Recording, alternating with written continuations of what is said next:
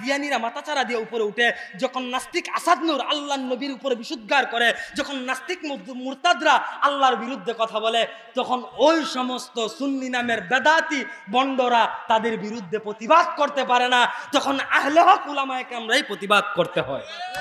তখন ওই সমস্ত নামদারি সুন্নিদেরকে পাওয়া যায় না। তারা পাওয়া যায় কোন সময়?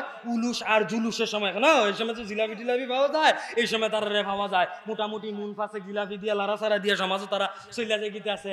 এই একটা কায়দা, তারা খুব কায়দা কইরা সাধারণ মানুষদেরকে টার্গেট করে, সাধারণ মানুষদেরকে টার্গেট করে তাদের ব্রেইনের মধ্যে ওই সমস্ত কিছু বেদাত ঢুকাই দেয়, পুশ করে দেয়। আপনারা খেয়াল করলে দেখবেন, প্রথমে ব্রেইনের ভিতরে যেই জিনিসটা ঢুকে ওইটাও খুব সহজেই বসে যায়। তো ওই তান্ডি তো ডুয়াই দেয়, এরপরে আমরা কইলো আর কোনো কাম হয় না। যাই হোক, আমরা কই তুই তাহাম, আমরা দর কিছু করার নাই, যেহেতু ইতান্ডিও আছে, এইভাবে চলতে আছে। আরো 2-3টা কথা কইলাম, যেহেতু উস্তাদজি স্টেজে চলে আসছে, উস্তাদজিকে বসাই রেখা কথা বলা একেবারেই বেমানান হবে, বিয়াদবি হবে।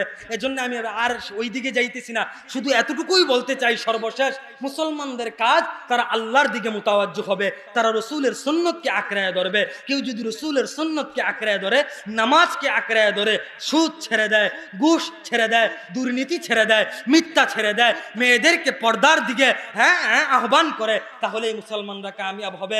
আর যেদিন মুসলমানরা কামিয়াব হবে, ওই দিন মুসলমানরা দুনিয়াতেও কামিয়াব হবে, আখিরাতেও কামিয়াব হবে। এজন্য আল্লাহ পাক রব্বুল আলামিন আমাদেরকে দুনিয়া ও আখিরাত বুঝে নেক আমল করার তৌফিক দান করুক, রাসূল সাল্লাল্লাহু আলাইহি সাল্লামের প্রত্যেকটা সুন্নত আদায় করার তৌফিক দান করুক, বেদাত মুক্ত জিন্দেগি গঠন করার তৌফিক দান করুক। ওয়া আখিরি দাওয়ানা আনিল হামদুলিল্লাহি রাব্বিল আলামিন। আসসালামু আলাইকুম ওয়া রাহমাতুল্লাহি ওয়া বারাকাতুহু। মুরব্বী আমার আইস দিয়া কইতে আছে, হুজুর এখনো তো জামাত শুরু হইছে না। আমি কইলাম কিতা, ও ওখনো জামাত শুরু